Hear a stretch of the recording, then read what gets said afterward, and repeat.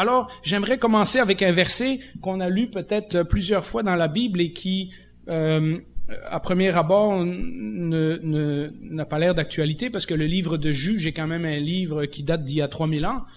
Et on se dirait, bon, ben, voilà, c'est un vieux écrit religieux. Et pourtant, on va voir que la façon de penser des gens n'a pas beaucoup changé depuis ce temps-là. Juge 21-25 nous dit, « À cette époque-là, il n'y avait pas de roi en Israël, chacun faisait ce qui lui semblait bon. » Vous avez peut-être entendu ces questions, on peut mettre l'image suivante. Les gens vont vous dire, tout est relatif, dans le sens que c'est vrai pour toi, mais c'est pas nécessairement vrai pour moi. Ou on va vous dire, quand vous parlez de la Bible ou de la vérité, ben, qui es-tu pour juger les autres? Ou d'autres vont vous dire, ben, si on y croit sincèrement, alors c'est vrai pour nous. Je suis pas obligé d'être d'accord avec toi, mais si tu y crois sincèrement que Bouddha existe, ben, voilà. D'autres vont nous dire, comment peut-on parler de vérité universelle quand tant de gens sont en désaccord? Parce qu'évidemment, toutes les cultures ont des idées différentes. Ou d'autres encore vont vous dire, pourquoi vouloir imposer votre morale ou votre religion aux autres? D'autres vont vous dire, toutes les religions sont équivalentes. Ou encore, lorsque vous parlez de ce que vous considérez comme bien et mal, ils vont vous dire, tu es bien intolérant. On est supposé d'accepter tout le monde sans discuter aujourd'hui. Au cas où vous ne savez pas c'est quoi le relativisme, eh bien c'est exactement ça. C'est cette idée qui est dans l'air depuis un certain nombre d'années, où est-ce que toutes les opinions sont bonnes, il n'y a pas vraiment une vérité, tout le monde croit ce qu'il veut, hein, et on a un premier ministre qui est spécialiste dans ça, mais il n'est que le reflet de notre société. En fait, nous l'avons choisi et il reflète une opinion qui est déjà courante parmi les gens. Modifier les phrases pour vouloir dire autre chose, vouloir inclure tout le monde, etc., etc. Il y a vraiment une réflexion à faire là-dessus. On ne se rend pas compte comment notre société est profondément influencée par l'idée du relativisme. Chacun faisait ce qui lui semblait bon. L'Église, évidemment, est également influencée parce que nous vivons dans cette société et du matin au soir, nous nous faisons bombarder d'opinions, de questions, de points de vue, de pièces d'opinion dans le journal, etc., qui ont l'air, à premier abord, bien intéressantes. Hein? Ben oui, c'est vrai, pourquoi j'imposerais ma religion aux autres, etc. Jusqu'au moment où on regarde plus loin que la surface et on se rend compte que le problème est beaucoup plus profond que ça. On a parlé il y a quelque temps de l'individualisme. Pas besoin de vous dire que le fait qu'on vit dans une société individualiste est un des grands facteurs de ça.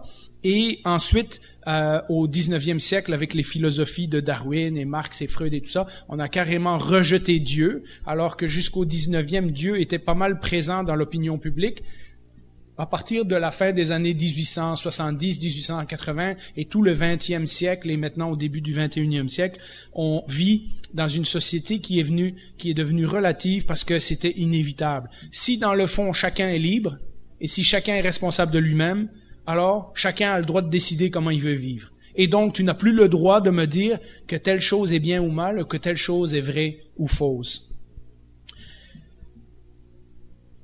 C'est vrai qu'il y a des choses qui sont relatives dans la vie. Diverses personnes aiment différentes choses. Ainsi, on compare nos goûts, on compare nos couleurs, on compare nos opinions, on compare tel ou tel livre qu'on a lu, tel ou tel film qu'on a plus ou moins aimé, et on se rend compte que différentes personnes ont différents goûts.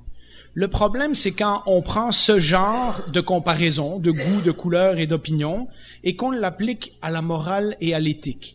Tout à coup, on fait la même chose avec la vérité. Crois-tu cette vérité? Ah, mais non, elle est pas bonne pour moi. Moi, je vais croire une autre vérité. Crois-tu que telle ou telle chose est vraie, telle ou telle chose est bien ou mal? Ben, pour toi, c'est peut-être mal, mais pour moi, je vis bien avec ça. Et vous voyez comment, une fois qu'on prend la question des goûts, des opinions et des couleurs, et qu'on la transpose sur le plan éthique, eh bien, on se retrouve avec une société, ce que j'appelle relativiste. La vérité devient alors relative en fonction des goûts et des intérêts de chaque personne, et ceux qui osent affirmer qu'il y a encore des grands principes, des grandes vérités, que le bien et le mal existent, etc., sont vus avec beaucoup de suspicion, et même parfois avec de la haine. peut-être ça vous est arrivé avec un collègue de travail, un ami, quelqu'un dans votre famille, de parler de la vérité et de presque sentir l'agressivité de la personne qui ne peut pas supporter que vous parliez de cette façon. En rejetant Dieu de l'équation, eh bien, je l'ai dit souvent, on a mis l'homme au centre. C'est notre problème principal. On n'a plus de standard à comparer si quelque chose est bien et mal. Vous comprenez, quand je dis que j'ai aimé tel ou tel livre, je le compare à autre chose. Quand je dis, par exemple, que Raymond est grand, il est grand par rapport à Timothée. Vous comprenez ce que je veux dire? On prend toujours un standard pour comparer autre chose. À partir du moment où dans la religion, on a enlevé Dieu, on n'a plus de standard. Et donc, ça devient les goûts et les opinions et les couleurs de chacun. Pourtant, la nature humaine est ainsi faite qu'on a besoin de points de repère. On peut mettre l'image suivante. Mardi, à la réunion du conseil, Stéphane m'a donné une image et j'en ai pensé à une autre. Quand vous êtes arrêté à une lumière rouge et tout à coup vous regardez puis vous savez plus est-ce que c'est l'auto à côté de moi qui avance ou c'est moi qui a oublié d'appuyer sur le frein puis je recule. Qu'est-ce que vous faites? Vous cherchez dans le paysage un objet fixe, en général la lumière ou un bâtiment ou quoi. Parce que en regardant le bâtiment, vous saurez si c'est vous qui avance et recule ou si c'est l'autre qui est en train d'avancer. Même chose, nous, on va au chalet et parfois on traverse la rivière à la nage. Mais quand vous ne regardez que l'eau, vous avez aucune idée où vous êtes. Il faut que vous vous fixiez, surtout dans le courant, il faut que vous vous fixiez un arbre ou un rocher de l'autre côté pour voir en rapport avec ce rocher à quelle distance que j'avance et si je suis pas en train de me laisser emporter par le courant. Donc, vous voyez, il y a comme ça des exemples. Quand vous descendez une pente en ski, ben, si vous regardez juste la neige, à un moment donné, vous ne savez plus où vous allez. Ce que vous faites, c'est que vous levez les yeux, vous regardez les arbres, vous regardez les autres skieurs, vous avez un point de repère qui vous dit si vous êtes encore sur la piste ou pas, hein, s'il vous dit que vous êtes encore dans la bonne direction ou pas. Et donc, dans notre vie spirituelle, que l'homme le veuille ou pas, et dans les feuilles qu'il y a là, vous aurez quelques arguments à cet égard, l'homme a besoin des points de repère. Parce que sans point de repère, la vie devient invivable. Et c'est peut-être pour ça que nous avons l'impression que notre société est en train de sombrer dans la folie, parce que justement, on a perdu tous les points de repère. Plus personne sait pourquoi on doit garder ou pas garder la prière dans les écoles ou la religion. Plus personne sait ce qui est bien et mal. Plus personne est capable de nous dire ces choses-là. Et donc, on se trouve dans une société qui est perdue. Avant de vous donner les solutions bibliques, on s'entend, j'aimerais vous montrer que déjà dans la Bible, ce sujet était adressé. Et je vais vous donner quelques exemples. Mais donc, voyons d'abord pourquoi les gens deviennent relativistes. Ben, une des choses pourquoi les gens deviennent relativistes, et on va en parler dans la conclusion, c'est par réaction. On peut mettre ce point-là au tableau. Il y a des gens qui sont relativistes par réaction à quelque chose. En général, et ça c'est ce qui est triste, c'est en réaction à l'Église.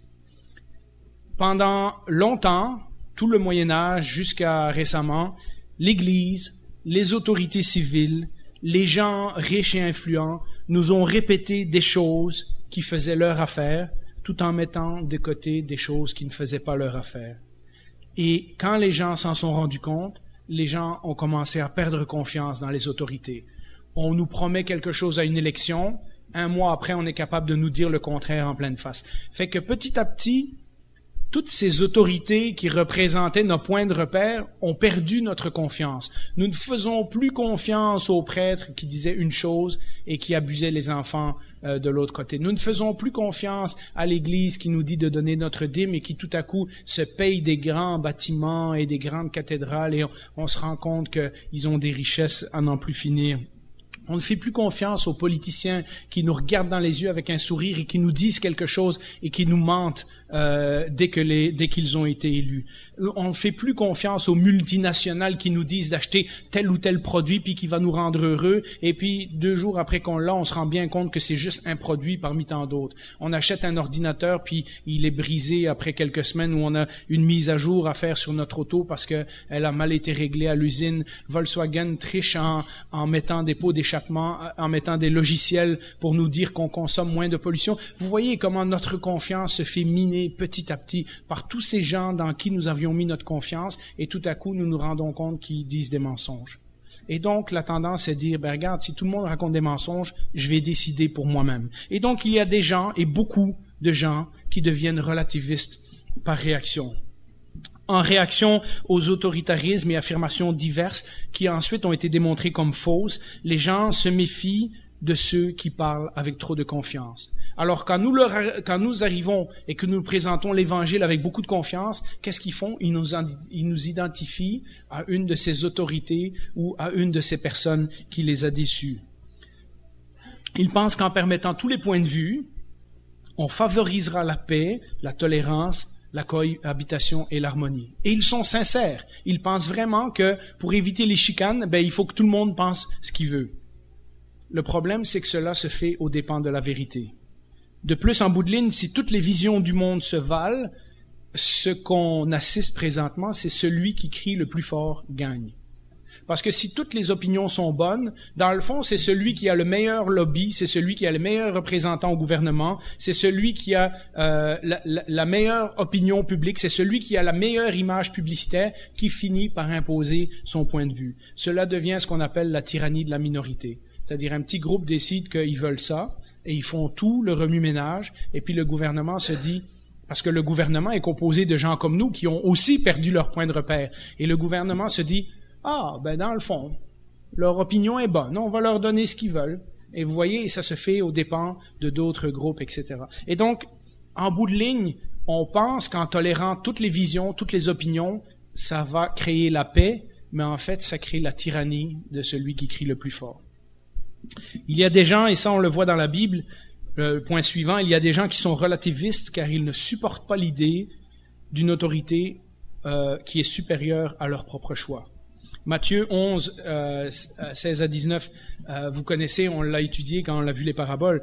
Jésus dit à qui je vais comparer cette génération? Elle ressemble à des enfants assis sur une place publique qui s'adressent à d'autres enfants en disant, nous avons joué de la flûte et vous n'avez pas dansé. Nous avons entonné des chants funèbres et vous ne vous êtes pas lamentés. Et là, Jésus conclut, en effet, Jean est venu, il ne mange pas et ne boit pas, et on dit, il a un démon. Le Fils de l'homme, donc Jésus, est venu, lui, il mange, il boit, et on dit, c'est un glouton et un buveur, un ami des collecteurs d'impôts et des pécheurs.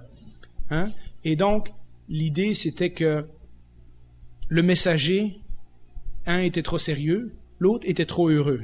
N'importe quel message qui mettait en doute leur autonomie à choisir individuellement était une menace, quelle qu'en soit la forme extérieure. Donc, que ça soit sérieux ou que ça soit heureux, cette génération, disait Jésus, ne veut tout simplement pas m'écouter. Ça n'a pas changé. C'est comme aujourd'hui. Il y a des gens qui sont relativistes simplement parce qu'ils ne peuvent pas supporter que quelqu'un d'autre va leur dire ce qui est bien et mal, ou quelqu'un d'autre va leur dire, écoute, la vérité existe et le mensonge existe aussi. Il y a d'autres gens, point suivant, qui sont relativistes car ils ne veulent pas changer de vie. Et ça, on va en rencontrer. Jérémie 5, 30, 31. Et là, dites-vous que Jérémie est en train de parler au peuple de Dieu, pas à des païens. Des choses ahurissantes et horribles se font dans le pays. Les prophètes ne prophétisent que des faussetés. Les prêtres gouvernent pour leur propre intérêt. Et mon peuple prend plaisir à cela. Que ferez-vous face à ce qui vient? Dieu était en train d'annoncer le jugement en disant, on vous dit des mensonges, puis vous aimez ça. Vous voyez, le peuple d'Israël n'était pas bien différent de notre société d'aujourd'hui. Nous faisons tous des choix qui sont parfois critiqués par d'autres. Je vous donne l'exemple, par exemple, des gens qui vont prendre de la drogue et d'autres qui vont dire, regarde, c'est mon affaire, ça regarde personne d'autre, ça n'a pas d'influence pour personne, donc j'ai le droit de prendre de la drogue. Et en disant que c'est mon choix personnel, qu'est-ce qu'on fait? On se justifie. On se dit, regarde, c'est pas une question de bien ou de mal, c'est une question, moi j'ai choisi ça pour moi. Toi, qui tu es pour me dire que j'ai pas le droit ou que c'est pas bon pour moi? Plus encore, ces gens qui deviennent relativistes parce qu'ils ne veulent pas changer de style de vie utilisent un argument de manipulation. En retournant le problème contre la personne qui n'est pas d'accord, c'est ton problème, parce que c'est toi qui es pas d'accord. Moi, je suis bien heureux de prendre la drogue à tous les jours, tu sais. C'est toi qui es intolérant. Là, il retourne le problème contre nous, car maintenant, c'est le problème de celui qui juge. Donc, on n'est même plus dans la question de vérité ou est-ce que c'est bon ou pas bon pour lui. On a une question qu'il nous accuse de le juger et qu'on essaye d'imposer notre façon de penser. Alors ça, c'est un argument aussi pour lequel vous trouverez une réponse dans les feuilles que j'ai mis là, mais c'est un argument que vous allez entendre souvent. Les gens vont dire, mais pourquoi? Pourquoi je devrais changer de vie? Et donc, il faut cerner la vraie question, les vrais enjeux et savoir comment répondre à ces choses-là. C'est des choses que vous allez rencontrer même parfois parmi vos enfants, vos petits-enfants qui vont être confrontés à des choix à l'école et tout ça, et où vous devrez savoir comment répondre.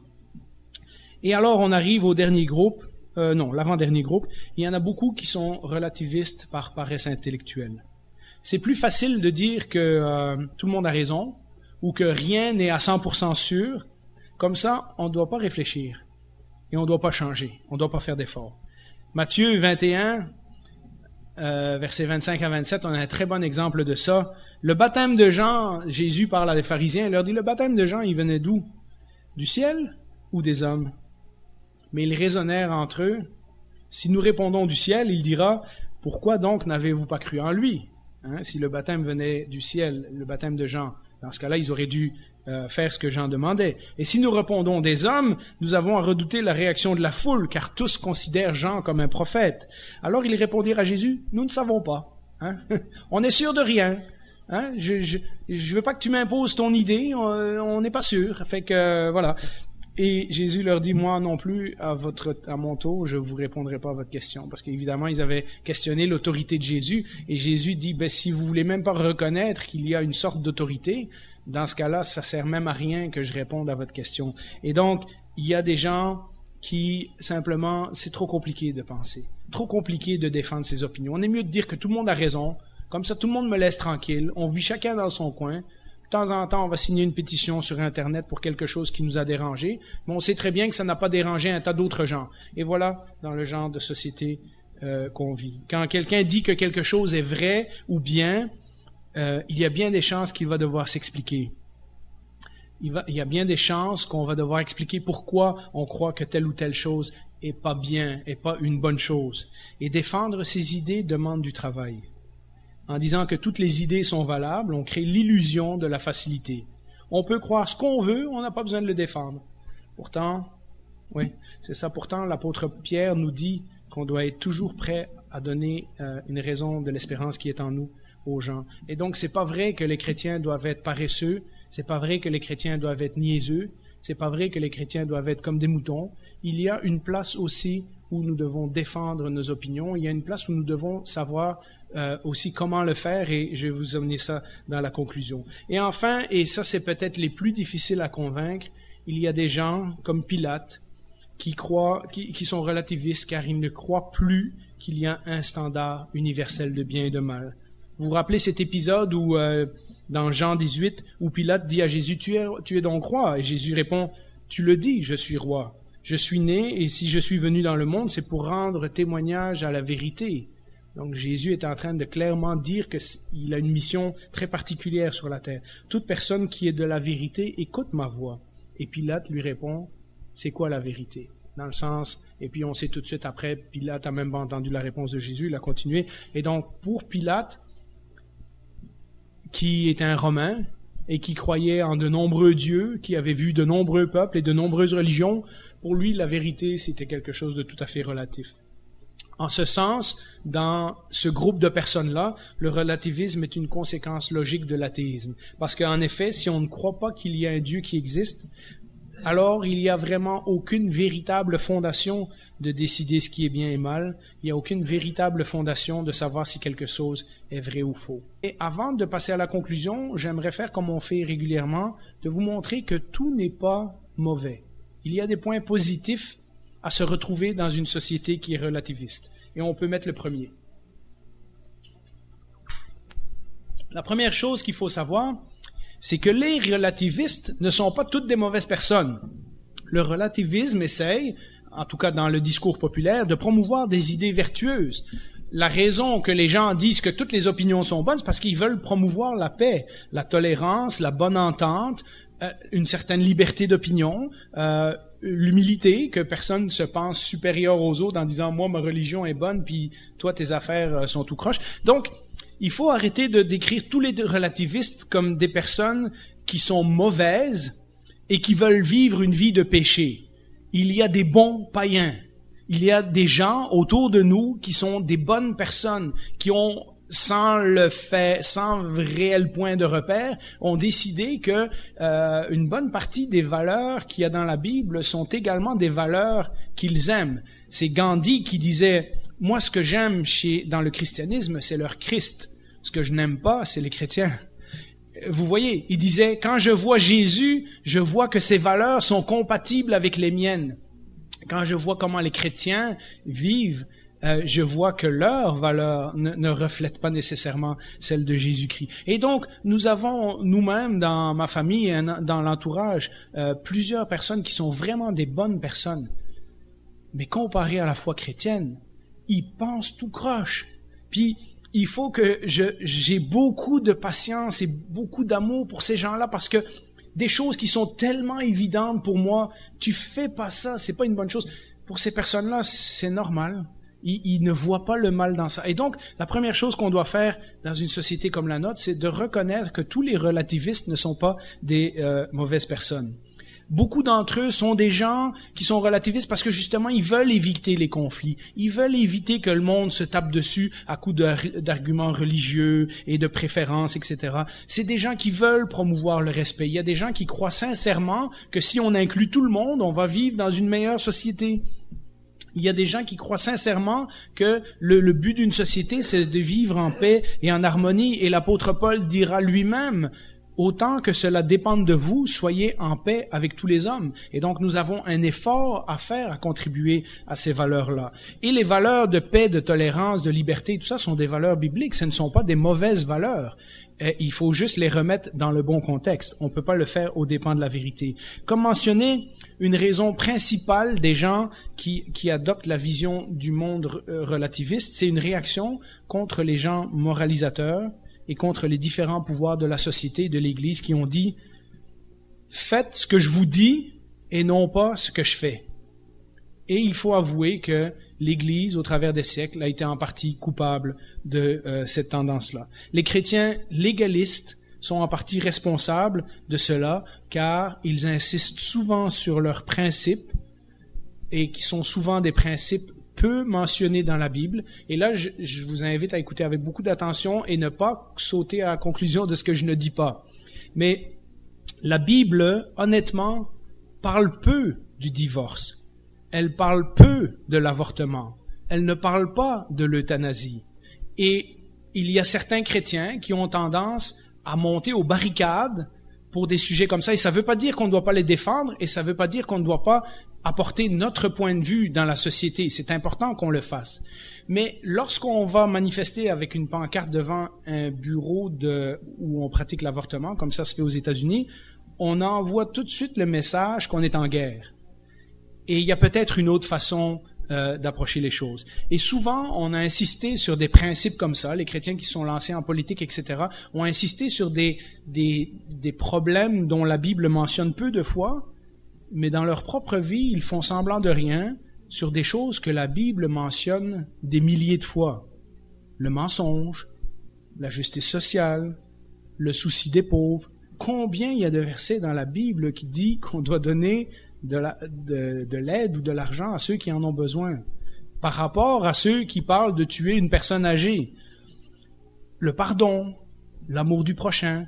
Alors vous voyez, c'est pas que ces choses-là sont mauvaises, c'est que si on insiste sur un groupe de sujets qu'on pense que la Bible nous donne le droit de, et que dans notre vie, on ne fait pas attention à tous les autres sujets que Jésus a mentionnés fréquemment, eh bien déjà nous sommes en contradiction. Et les gens nous voient comment? Ils nous voient comme quelqu'un qui fait la morale, mais qui n'est pas capable de vivre selon les principes de Jésus. Et donc, nous sommes souvent, malheureusement, une cause de ce genre d'attitude. Et donc, peut-être c'est une question de réflexion de nous dire, les gens qui sont relativistes autour de moi ne sont pas toutes des mauvaises personnes. Peut-être je devrais regarder dans la façon dont je parle à ma famille, dans la façon dont je parle à mes amis, et peut-être voir est-ce que moi je manque de tact, est-ce que moi je manque d'amour, est-ce que moi je manque de les approcher de la bonne façon, etc. Et ce sont des pistes de réflexion que je vous laisse ici en conclusion et dans le document qu'il y a là.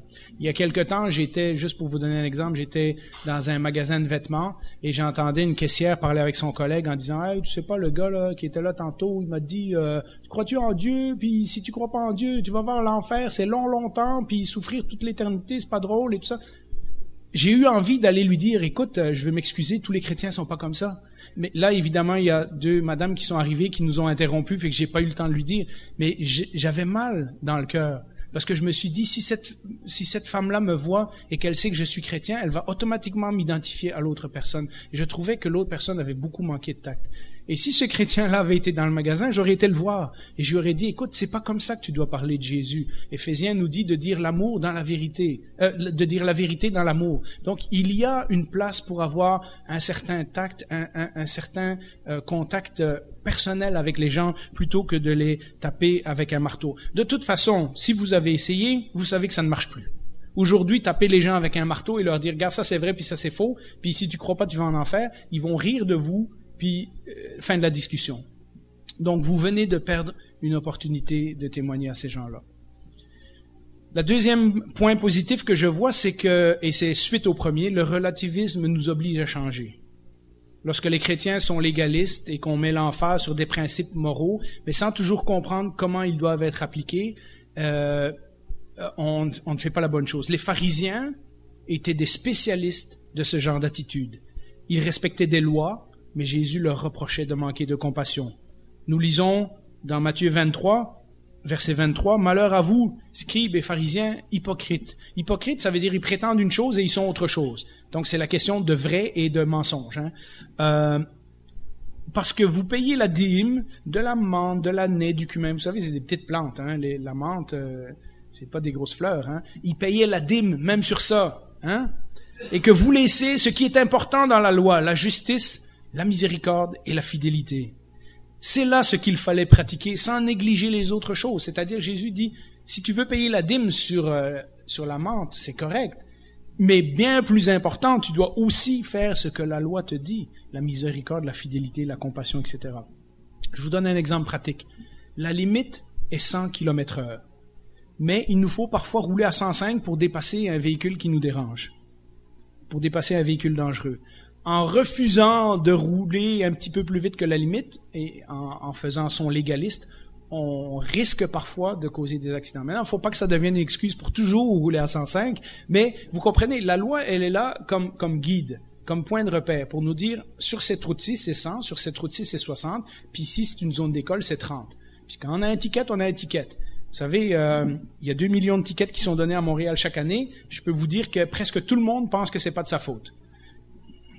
Mais il y en a 2 millions quand même. Il doit bien y avoir des gens là-dedans qui sont coupables. Donc, vous voyez, la loi, elle est là, puis c'est plate quand on se fait prendre dans un truc comme ça, mais parfois, c'est nécessaire de, on dirait, appliquer la loi différemment pour une raison. Eh bien, en refusant de vivre comme ça, si on n'a que des principes, puis on refuse de bouger, puis on n'a pas de tact, on n'a pas d'amour pour les gens, on manque justement de tact et on se ferme à la discussion.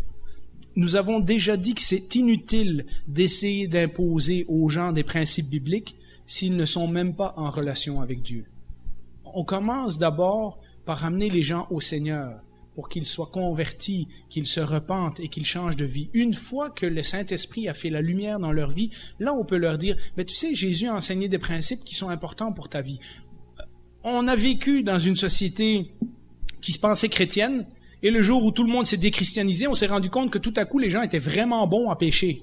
Mais on était sous l'illusion que tout le monde était chrétien. Le péché était déjà dans le cœur de l'homme. Et donc, c'est pas parce que tout le monde était marié dans le temps qu'automatiquement ça en faisait une meilleure société. Il y avait plein de gens qui étaient mariés pour des mauvaises raisons.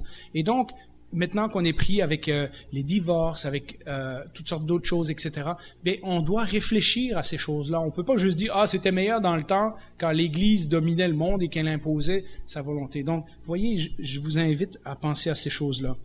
Le verset que je vous disais tantôt est ici, 1 Pierre 3,15. « Étant toujours prêt à vous défendre, Mais comment? Avec douceur et respect. Donc on se défend, on se laisse pas piler dessus. On se fait pas dire, regarde, c'est ton opinion, etc. Mais on peut dire à la personne avec douceur et respect, écoute, moi je pense autre chose, ça t'intéresserait-tu de savoir mon opinion, puis voir comment un peu je vois les choses, etc. À être prêt à vous défendre avec douceur et respect devant quiconque vous demande raison de l'espérance qui est en vous. Vous comprenez, l'espérance qui est en nous, c'est l'espérance de la résurrection, c'est l'espérance d'aller au ciel, d'être dans la présence de Jésus.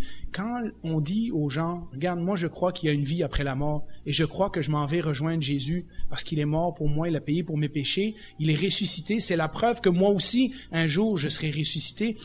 As-tu envie d'en savoir plus? C'est ça l'espérance qui est en nous. Il y a des gens qui vont se fermer à ça, comme dans Acte 17, où l'apôtre Paul était à Athènes. Il prêchait, tout allait bien, jusqu'au moment où il a parlé de la résurrection. Là, les Athéniens ont dit, ben non, c'est un fou ce gars-là.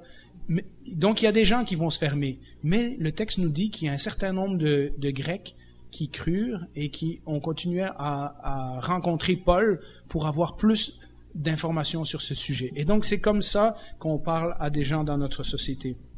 Être prêt à expliquer notre foi, mais cela ne veut pas dire qu'on leur tape dessus avec un marteau. Alors la troisième chose, et ça c'est un peu pour contredire les paresseux qu'on avait vus au début, bien le relativisme nous oblige à être réfléchis et articulés dans nos positions éthiques. Beaucoup de gens sont relativistes par paresse, hein? Et parfois les chrétiens sont paresseux aussi. Quand nous ne sommes pas capables de nous défendre autrement qu'en attaquant les gens ou en faisant semblant qu'on n'est pas chrétien, parce qu'il y a les deux opinions. Hein. Il y a les gens qui osent pas dire qu'ils sont chrétiens parce qu'ils savent qu'ils vont se faire ramasser. Puis il y a les gens qui attaquent les autres à coups de versets bibliques. Puis voilà. Si on n'est pas capable, si on est capable que de ces deux attitudes-là, eh bien, disons-nous tout de suite qu'il y a une lacune dans notre foi chrétienne.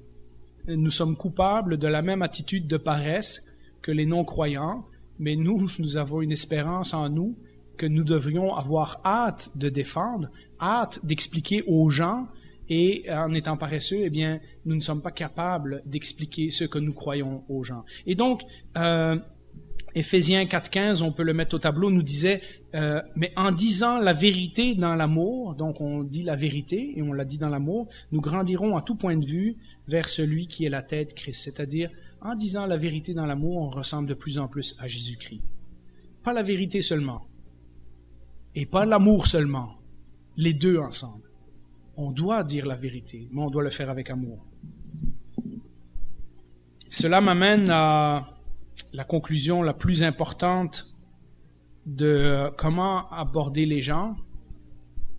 Si on commence à voir que tous les gens ne sont pas si mauvais que ça, et qu'il y a de la place pour discuter puis défendre notre point de vue et donner une explication sur la foi qui est en nous, alors l'importance de la parole de Dieu revient au centre de toutes les choses. Nous vivons dans une société relativiste.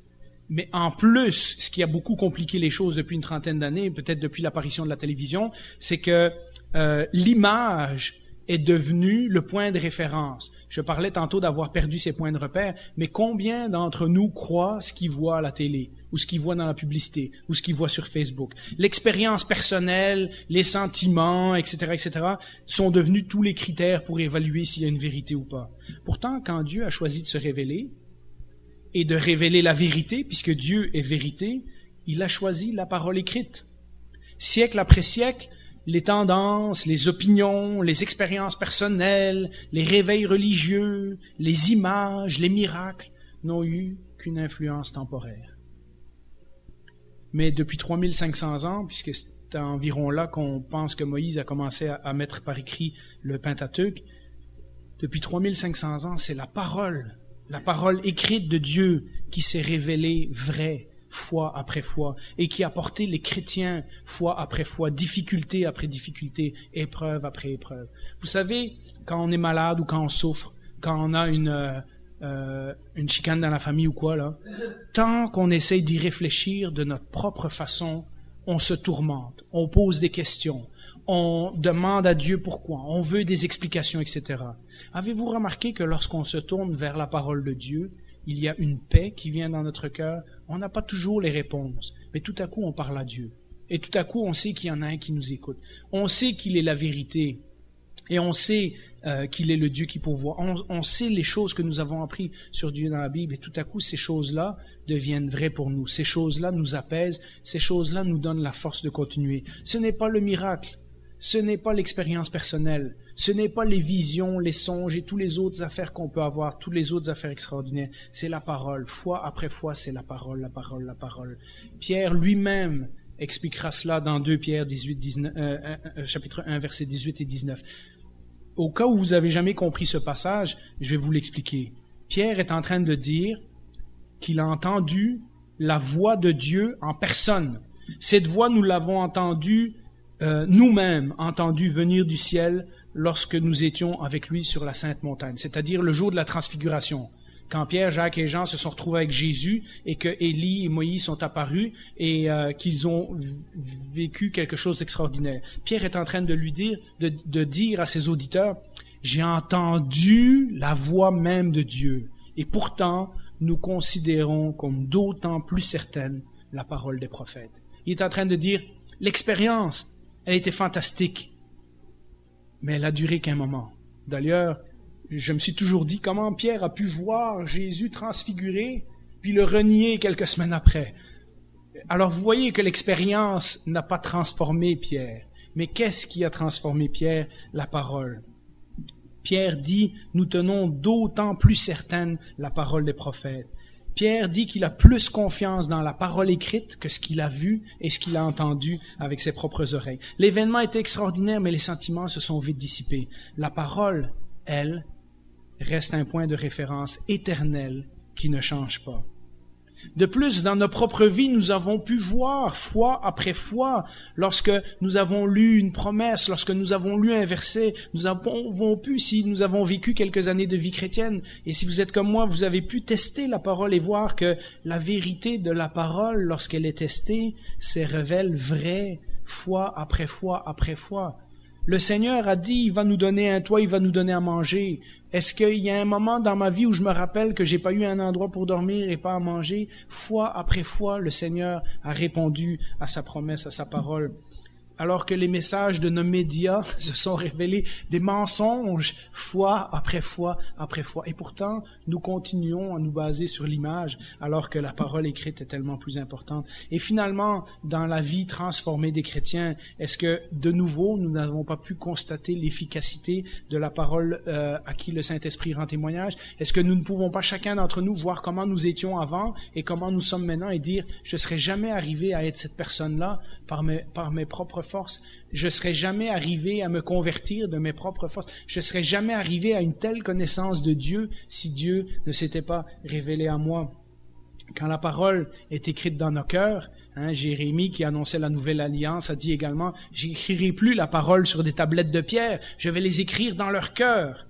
Nos vies sont changées et deviennent des témoins de la parole. Rappelons-nous, la Bible dit que la parole est l'épée de l'esprit, et sans elle, nos réponses aux relativistes seront toujours insuffisantes.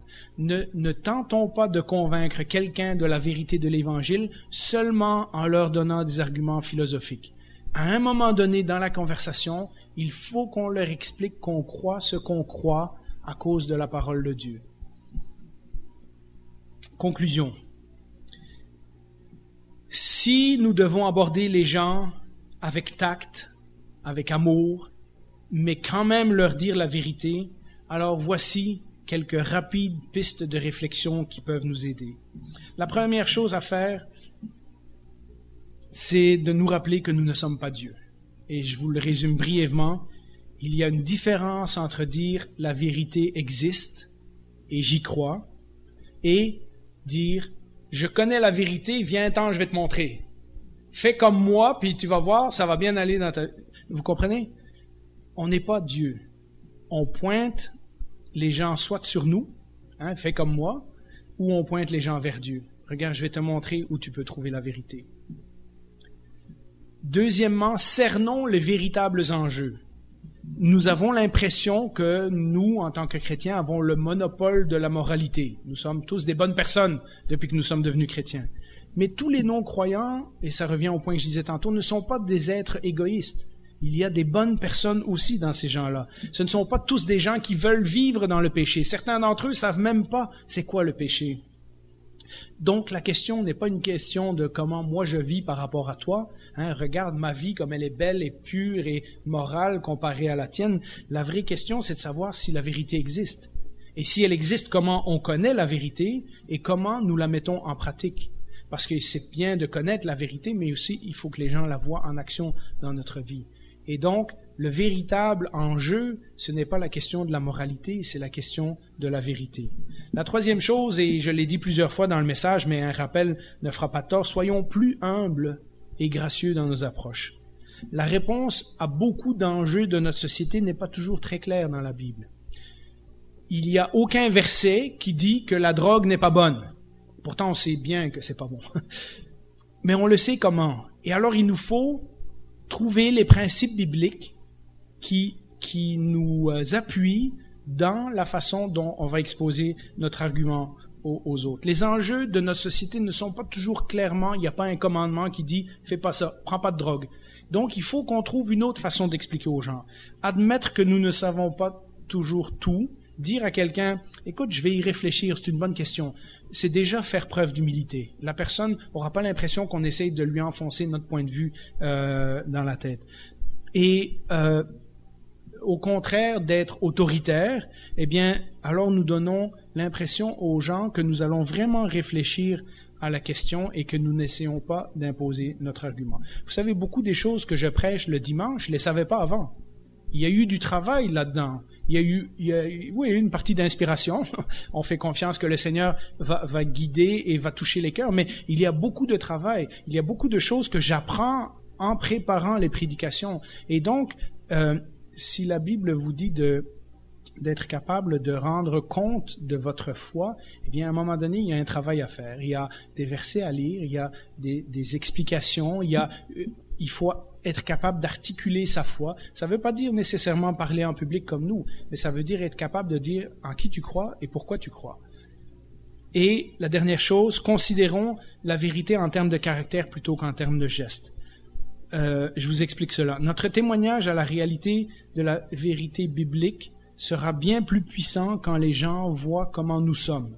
C'est-à-dire s'ils voient que ce qu'on prêche, c'est exactement comme ça qu'on vit, que lorsque les gens voient nos actions. En d'autres mots, ça ne sert à rien d'aller faire une marche pour Jésus avec une pancarte « J'aime Jésus » au centre-ville de Montréal si en même temps nous sommes méchants, amers, malhonnêtes, égoïstes, possessifs, enfin toutes les autres choses.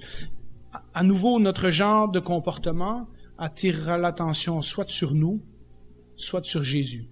Soit les gens vont dire « Hey, ce gars-là, là, quand je le vois vivre, il me fait penser à Jésus. » Ou il va dire « Ah, ce gars-là, c'est une bonne personne religieuse. » Choisissez comment vous voulez être vu. Hein?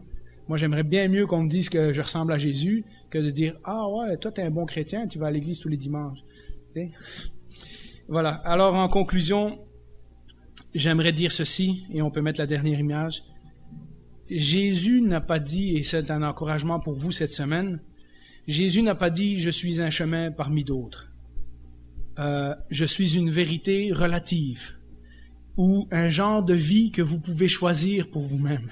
Jésus a dit « je suis le chemin, je suis la vérité et je suis la vie ».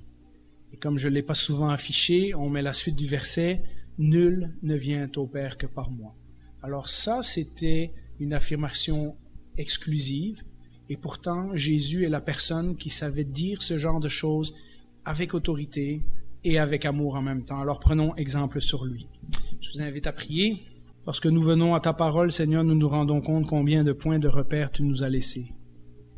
Combien de panneaux de signalisation éternelle tu nous as laissés. Et comment nous pouvons en toute confiance dire « oui, je sais en qui j'ai cru ». Parce que ta parole est la vérité. Ta parole ne change pas. De siècle en siècle, elle s'est avérée vraie pour les chrétiens qui nous ont précédés et elle sera encore vraie pour les chrétiens qui vont nous suivre. Que dans le tumulte de notre société qui a perdu tous ses repères et tous ses points de vue, nous soyons de véritables lumières qui non seulement brillent dans les ténèbres, mais qui également indiquent la direction. Pas la direction sur nous, mais la direction sur Jésus. Seigneur, aide-nous aussi à la lumière de la prédication de ce matin à examiner nos vies et voir si nous sommes comme les pharisiens avec une bonne morale, une bonne apparence extérieure, mais qui manque d'amour, de tact à l'intérieur, et que tu puisses nous rendre plus sensibles aux gens autour de nous, plus sensibles à comment toi tu abordais les gens. Si au contraire nous sommes des moutons et nous avons peur de défendre nos opinions, nous ne voulons pas choquer les gens, eh bien donne-nous le courage et la force, à l'aide de ta parole, de pouvoir défendre notre foi, de pouvoir être des témoins à nouveau, de pouvoir dire aux gens que nous croyons en certaines choses et que s'ils sont intéressés, nous aimerions leur expliquer. Nous aimerions les mener à Jésus, nous aimerions les mener à la croix, afin que, comme les disciples disaient, comme les Samaritains disaient, venez voir par vous-même si ce que je vous ai dit est vrai. Alors Seigneur, de nouveau, nous voulons examiner nos vies, oui, mais ne pas rester focusés sur nos vies, apprendre de toi, grandir, devenir plus mature dans la foi et te ressembler de plus en plus. Que nous puissions vraiment suivre ton exemple en disant la vérité, mais en la disant avec amour. Au nom de Jésus, nous te prions. Amen. Amen.